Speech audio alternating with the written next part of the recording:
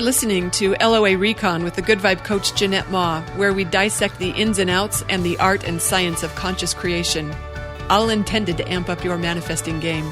Let's have some fun together.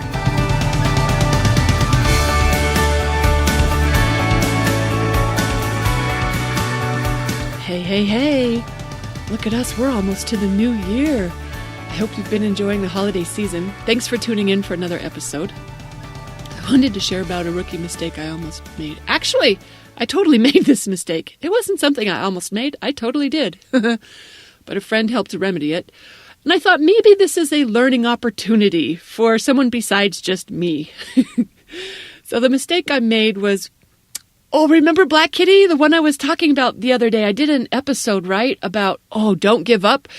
I was sharing about how the kitten tamer pros in their videos on how to tame feral kittens keep saying, don't give up, even when it seems like it's not working or they're having reverse progress. Don't give up.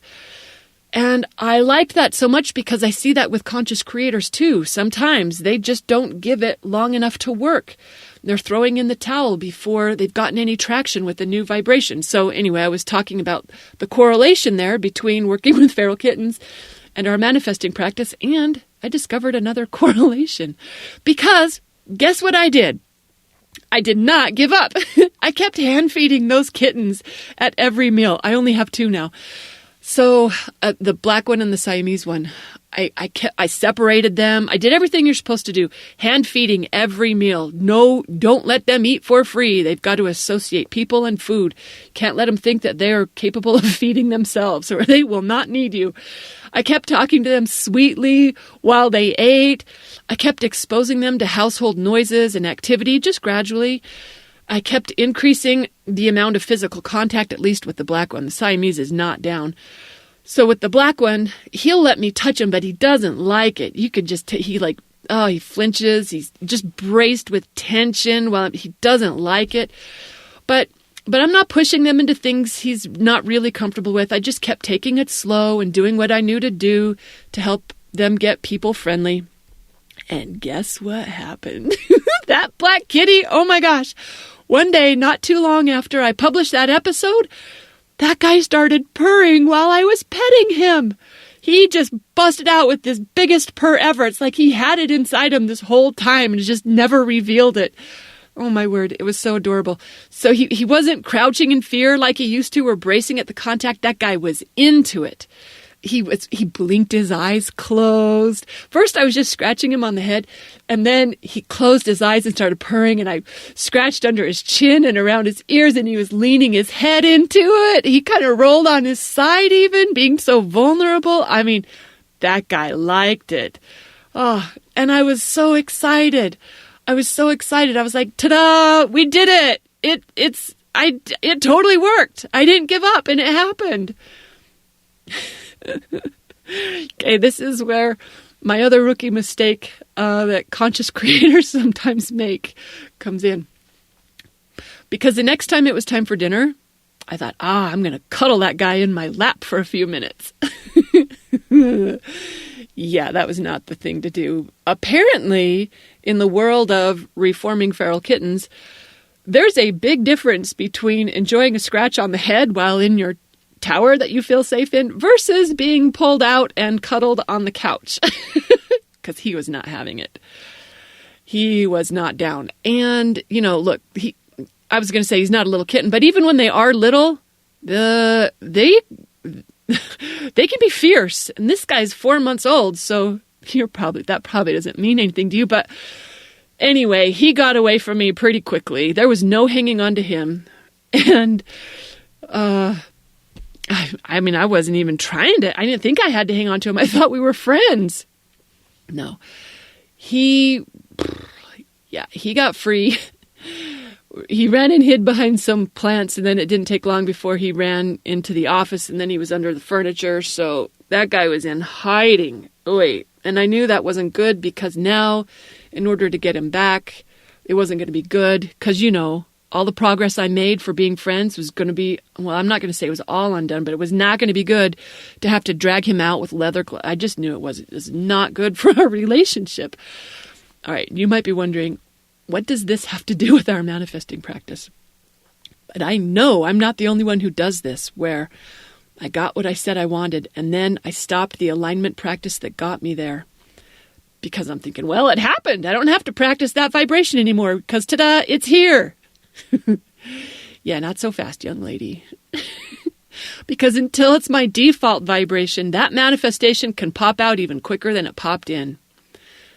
Acclimating to it is a real thing. It's a real thing for feral kittens, and it's a real thing for our vibration. Just because it got here doesn't mean it has to stay here if we don't continue the vibrational frequency that allowed it in. I thought because I had results, I could stop practicing the client vibration. I thought once my body did what I wanted to do, I could stop the body love vibration. I thought once I was friends with the kitty, I could stop the whole slow routine with the cat. No. Sometimes in some situations, it's worth continuing the work that got you where you wanted to be. Just until it's a dominant enough vibration that has enough momentum to perpetuate itself. So the next time you have a cool win that you manifested, like a boyfriend or a job offer or a cash windfall or whatever, ask yourself if this thing is a little bit feral, a little bit unfamiliar. Because if it is, it's going to be worth continuing the practice that got you there. Remember how I thought I was so cool for creating a full practice, a coaching practice in 3 months? I was like, why did everyone think this is so hard? That wasn't hard. And I stopped the alignment methods that got me there. And within a couple weeks, I wasn't getting as many inquiries, and the ones that I was getting, they weren't as perfect clients. Until I realized what was going on, I was like, what's changed? Oh, what's changed is I stopped my routines. So I picked them up again. The whole routines of, all the things I did. I've told you about them before. So I picked up my practices again. And within a couple weeks, there I was, right back with a nice steady flow of perfect clients again. And I kept doing those alignment practices for a full year until I decided I'm good to go. This is my default vibration. And I'm not saying you have to keep your practices up that long. I'm just saying don't make the rookie mistake of dropping your magic once you get the first whiff of results. All right, I'm going to go back to this kitten for a minute and the situation that put me in, because now I had this kitten hiding in the house. I got to figure out how to get him back to his tower because our work is obviously not done. I'm going to have to track him down, drag him out, which I do not want to do. I don't want to be the bad guy. I need a bad guy. That's what I need. And guess what? Right then, a friend pulled up. He was not expected, but he pulled up right then. And it was just fortuitous timing. I said, oh my gosh, I'm so glad you're here. He's getting a hero's welcome. And he didn't know why yet. And I was like, I need you to catch a kitten for me. And guess what? This is the same guy who netted him originally when he was living in the drainage pipe. Remember, he was the last kitten that I couldn't get in the trap. I don't know if I told you that story. I told it to GVU members on our November success story, but maybe you don't know it. Anyway, this is the same guy that I met online right as the pandemic was starting. Actually, our pandemic was underway. We were just beginning to realize we had a pandemic on our hands. It was his horses that lived here for a while. Anyway, our history together has been, let's just say, not the smoothest. I'm not going to elaborate on our challenges because I'm too smart to do that. I know to elaborate on the good parts. But guess what this guy keeps doing? No matter what happens, guess what he keeps doing? He keeps showing up. He keeps being here. He keeps loving. He keeps helping. Hello. Service is my primary love language. He keeps listening. He keeps being present. Through every boyfriend and love interest and date I had since we met each other, he keeps being here for me. As a friend, as a roommate, as a guy who can help. He helped me plant trees. He helped me spread mulch. He goes to the vet with me on the hard days. He shows up as a designated driver when I need one. He shows up as my +1. Whatever I let him be in my life, he's there for it. And I think back on how many guys I liked who didn't have that persistence. I mean, I liked all these guys. I'd have made room for them. But they didn't have that ability to consistently show up through good times or bad, when it looked like it was over or not. This guy has that. He's got that He's got that don't give upness. Man, he's got that. So, whether you're dealing with the manifestation that you want, or a feral kitten, or whatever it is that you've got your sights set on, don't give up. And don't stop doing what got you there in the first place. Even when it looks like it's not happening, even when it looks like it did happen, keep doing what got you there. I was going to say, keep doing what got you there until it's your default vibration. But you know what? Once it's your default vibration, you're still doing it. It's just natural. It doesn't require effort, or you don't have to remind yourself. It's just your normal routine. It's how you roll. That's how we manifest and keep what we want.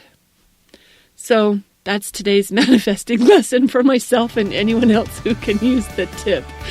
Thanks for tuning in, everyone. Happy manifesting.